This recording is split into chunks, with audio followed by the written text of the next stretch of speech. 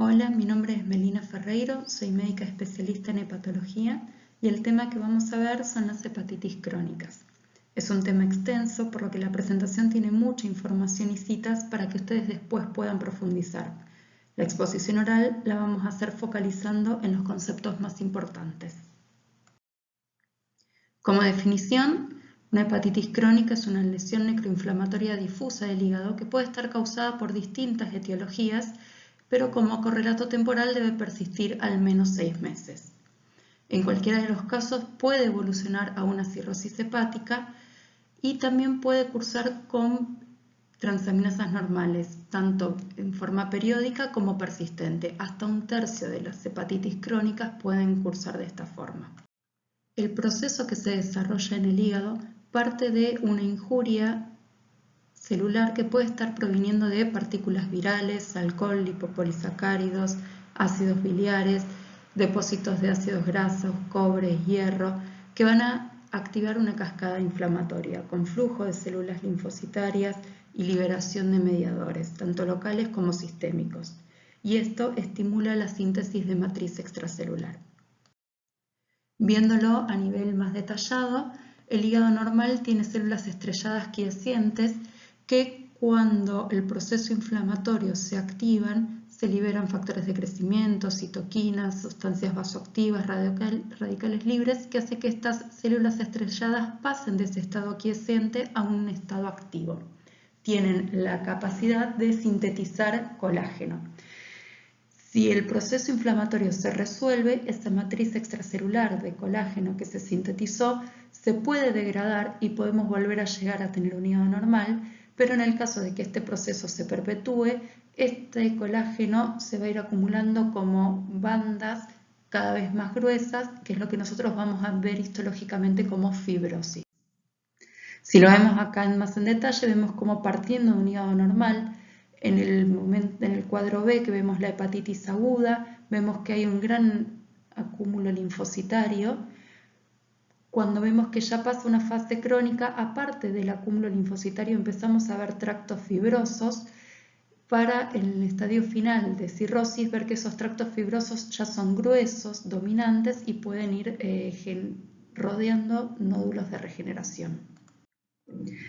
En cuanto a las etiologías, tenemos múltiples etiologías, vamos a ir viendo las más importantes, comenzando por la enfermedad por hígado graso no alcohólico, que es la enfermedad hepática crónica más frecuente. Afecta hasta un tercio de la población, puede evolucionar a cirrosis y los principales factores de riesgo están relacionados con la diabetes y obesidad, ya que el hígado graso se lo considera la manifestación hepática del síndrome metabólico.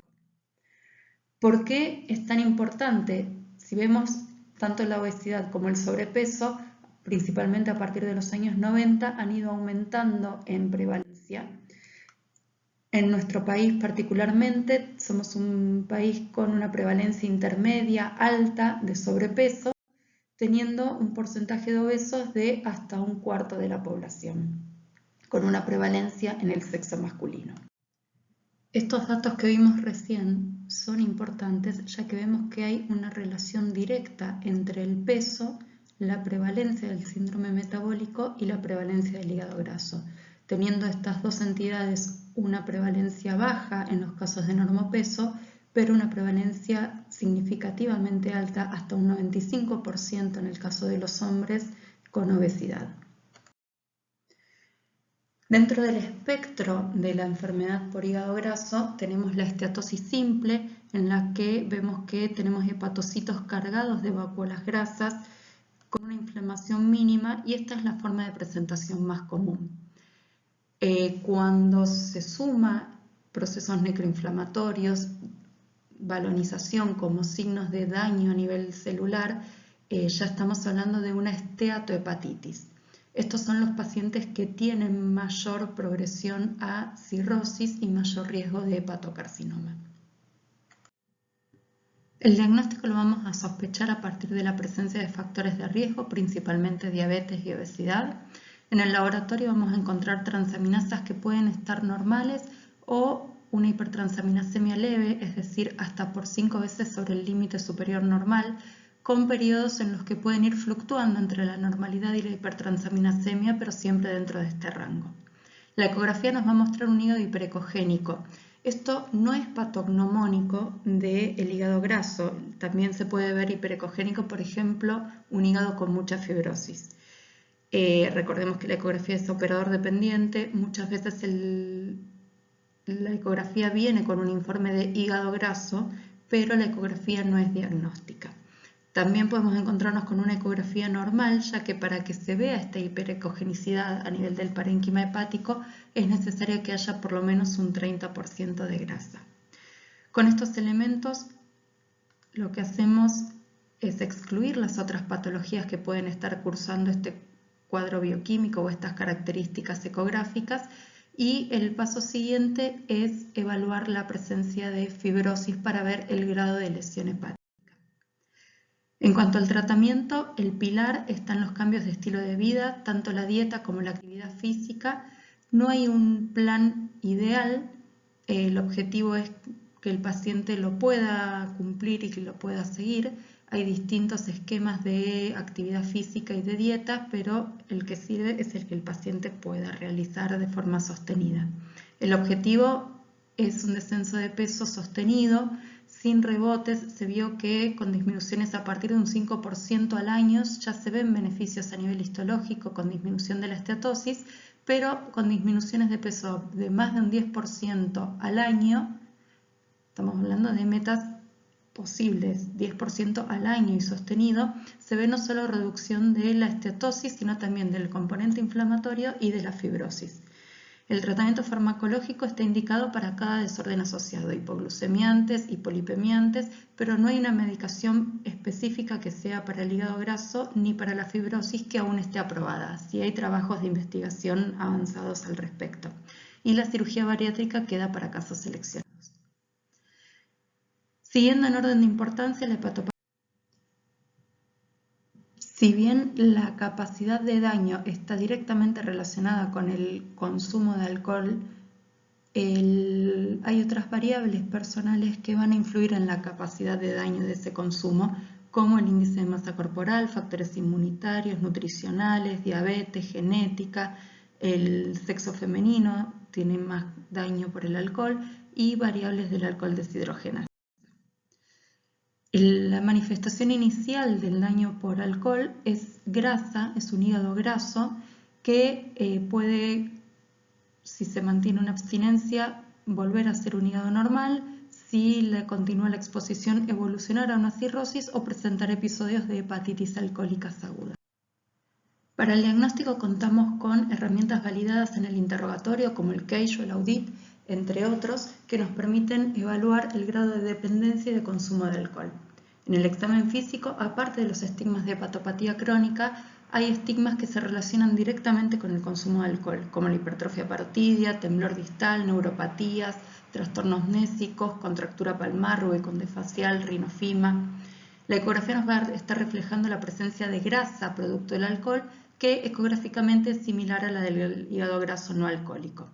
En el laboratorio podemos encontrar alteraciones relacionadas con el consumo de alcohol y los déficits vitamínicos que también se relacionan al abuso de alcohol, aunque ninguna de estas alteraciones son patognomónicas. Los marcadores directos del consumo de alcohol o del metabolismo de alcohol se reservan para pacientes, por ejemplo, en lista de espera de trasplante. En cuanto al tratamiento, claramente cesar totalmente el consumo de alcohol. Hay que optimizar el estado nutricional, ya que es común que el alcohol se asocie a déficit principalmente de desnutrición proteica. La psicoterapia y los fármacos ayudan principalmente al manejo inicial, los síntomas de abstinencia, y el trasplante hepático para casos seleccionados es una opción terapéutica válida.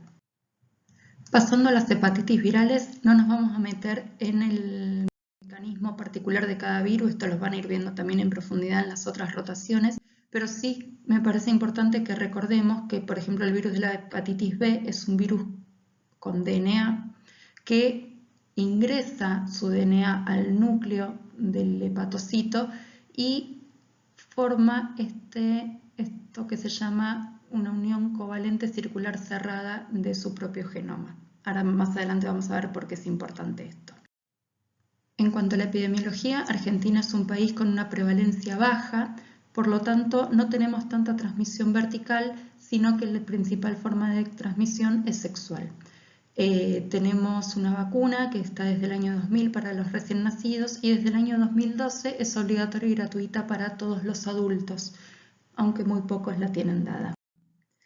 Para el diagnóstico tenemos herramientas serológicas, la pesquisa particularmente del virus mediante una prueba de PCR y después lo que nos va a reflejar el estado de la infección como el valor de transaminasas, el estado de daño hepático a través de la ecografía abdominal, la histología y la elastografía, que hay distintas técnicas de elastografía que nos permiten evaluar la cantidad de fibrosis.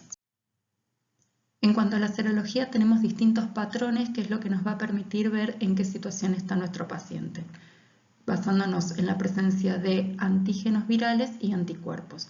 Por ejemplo, cuando tenemos presencia del antígeno de superficie junto con un anticorp IgM y viremia positiva, vamos a estar pensando en una hepatitis B aguda. Cuando el antígeno de superficie está presente, pero ya no tenemos el core IgM, pero sí el core IgG y además tenemos viremia, vamos a estar pensando ya en una hepatitis B crónica. Cuando lo que tenemos es anti-S más anticore y ya no tenemos viremia, lo que vamos a pensar es en una hepatitis B resuelta. Y si lo único que tenemos presente es el anti-S, lo que tenemos que pensar es en alguien que tiene una secuela inmunológica por la vacuna.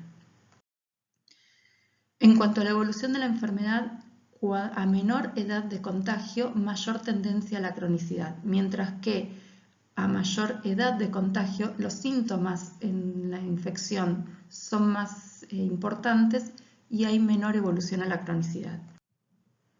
Como vimos, la infección aguda puede evolucionar hacia la resolución o hacia una hepatitis B crónica.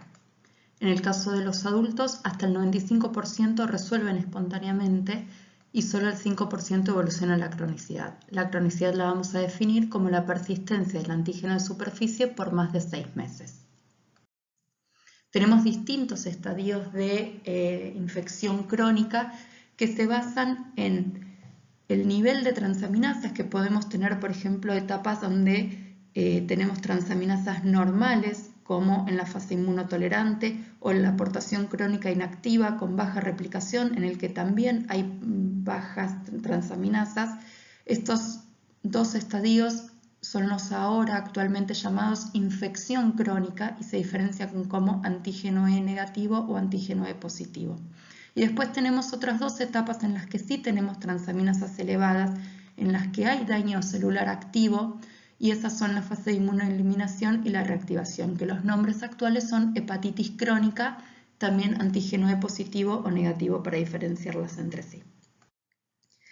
En cuanto a la evolución de una infección crónica, puede evolucionar a la cirrosis, a una falla hepática, y recordemos que el virus de la hepatitis B se lo considera un virus oncogénico per se, más allá del riesgo que tienen todos los hígados cirróticos de tener hepatocarcinoma. Por lo tanto, la presencia de hepatocarcinoma es otra de las evoluciones en las hepatitis B crónicas. Para el tratamiento tenemos que contemplar que la erradicación completa no es posible, ya que ese DNA que habíamos visto que tenía esa forma covalente circular cerrada va a persistir en el núcleo celular. Por lo tanto, el objetivo del tratamiento es evitar la falla, detener la progresión de la enfermedad a fibrosis, cirrosis y hepatocarcinoma. Todos los portadores de hepatitis B son candidatos potenciales a la terapia, pero para elegir a qué pacientes les damos terapia nos vamos a basar en el nivel de carga viral, de transaminasas y de actividad necroinflamatoria y fibrosis. Los pacientes que tienen indicación de tratamiento son pacientes que, ya sean antígeno E positivo o negativo, tienen carga viral elevada, transaminasas elevadas, o que vemos en la biopsia una actividad necroinflamatoria moderada a severa, y que si no también podemos ver tanto en la biopsia como en las elastografías una actividad fibrótica significativa, es decir, a partir de un estadio 2 de fibrosis. Y después todos los pacientes con cirrosis también tienen indicación de tratamiento. Para el tratamiento tenemos dos opciones. La menos utilizada es utilizar interferón pegilado. Se utiliza en pacientes seleccionados, ya que es un tratamiento que tiene contraindicaciones y efectos adversos. Lo bueno que tiene es que es un tratamiento corto de 1 año. Los tratamientos más utilizados son análogos, tanto el entecavir como el tenofovir, ya que son medicaciones bien toleradas con una alta barrera genética, pero el tratamiento es prolongado. El objetivo del tratamiento, como habíamos dicho, es lograr la supresión sostenida del virus, aunque ese virus no lo podemos curar, pero sí el hecho de lograr la supresión de la replicación viral se correlaciona con disminución de riesgo de progresión, descompensación y muerte. En cuanto a la hepatitis C, el panorama es distinto. Es un virus que ese ARN no se involucra con el núcleo, permanece en citoplasma y se replica utilizando su sistema de replicación. Nuestro país tiene una prevalencia baja, aunque contamos con pocos datos epidemiológicos. La conducta es, ante el hallazgo de un anti-C positivo, pedir una prueba de PCR para evaluar la presencia del RNA viral. Si es positivo, lo que vamos a hacer es evaluar la carga viral, ver qué genotipo es y estadificar la cantidad de fibrosis que hay en el hígado, ya sea mediante biopsia o mediante elastografía hepática. En el caso de ser negativo, se debe repetir a los 6 meses para poder confirmarlo. El screening de hepatitis C se sugiere realizar una vez en la vida al menos a todos los pacientes y es mandatorio en aquellos con algún factor de riesgo. Esto involucra antecedentes de transfusiones antes de los años 90, tatuajes, piercings, intervenciones quirúrgicas también antes de los años 90. Todos los pacientes que se consideran de la generación baby boomers son los que tienen más riesgo, ya que han estado muchos más años expuestos a un sistema de salud en el que las medidas de bioseguridad no son las que existen hoy. En cuanto a la evolución, es una infección lenta, que tiene un curso lento. La hepatitis aguda generalmente es asintomática, pero cronifica en la mayoría de los casos. Hasta un 35% van a la cirrosis, que también tenemos una progresión lenta dentro de la cirrosis, pero un 25% van a ir al hepatocarcinoma y a la descompensación. Es una infección que además se la considera un proceso inflamatorio sistémico, ya que se asocia a múltiples manifestaciones extrahepáticas. Y a diferencia del virus B, como no tiene una forma episomal, es una infección que puede curarse, tanto la infección viral como el daño hepático que puede mejorar y revertirse, tanto como las manifestaciones sistémicas. Recordando esto que habíamos visto al principio, de que es un virus que tiene sus sistemas de replicación, los antivirales están orientados justamente a estos componentes del virus. Por lo tanto, se llaman antivirales de acción directa. Tenemos distintos tipos, obviamente no es necesario que sepan estos nombres. Lo que sí tienen que saber es que los antivirales de acción directa desde el año 2015 están en Argentina, están todos disponibles los que están acá en este cuadro acá en Argentina. Nunca se usa una monodroga, se usan distintas combinaciones dentro de cada grupo y estos esquemas tienen una eficacia mayor al 90%. La elección de qué esquema vamos a utilizar se basa en el genotipo, el grado de fibrosis y las comorbilidades de cada paciente. Son tratamientos que están disponibles y que son fáciles de usar con una buena tasa de eficacia. En cuanto a la hepatitis autoinmune, es un síndrome clínico de hepatitis progresiva en la que, como toda enfermedad autoinmune, lo que hay es una pérdida de tolerancia a autoantígenos hepáticos. Lo que vamos a ver es, como reflejo de la inflamación hepática, hipertransaminasemia, presencia de autoanticuerpos y algo característico también es el aumento de gamma-globulinas o de IgG total. Es una enfermedad que afecta principalmente a mujeres. Tenemos dos tipos, uno que se desarrolla en la niñez, en el que el anticuerpo predominante es el anti-LKM1, y uno que se desarrolla, tiene dos picos de incidencia, uno en la adolescencia y otro en la edad adulta, en las que los anticuerpos predominantes son el FAN o antinuclear, como está escrito de esta forma, y el antimúsculo liso o SMA, como está escrito en el cuadro. Tenemos distintas formas de presentación. Lo más común es una forma insidiosa, es decir, empezar a estudiar a alguien a raíz del hallazgo de una hipertransminasemia en un laboratorio realizado de control o por otra cosa. Hay un 20% de los pacientes que ya los encontramos en un estadio de cirrosis, un 20% en el que los detectamos a partir de una hepatitis aguda y raros casos encontramos de forma fulminante. El diagnóstico lo vamos a basar en estos tres pilares: la presencia de hipertransaminasemia, una histología hepática compatible y la presencia ya sea o de estos autoanticuerpos o de hipergamaglobulinemia. Hay criterios simplificados que nos ayudan a ver la probabilidad de que este cuadro que nosotros estamos viendo sea una hepatitis autoinmune. Y esto es como para recordar el tema de los anticuerpos, que muchas veces llama a confusión. Los anticuerpos, de acuerdo a donde los lean, pueden estar escritos de distintas formas.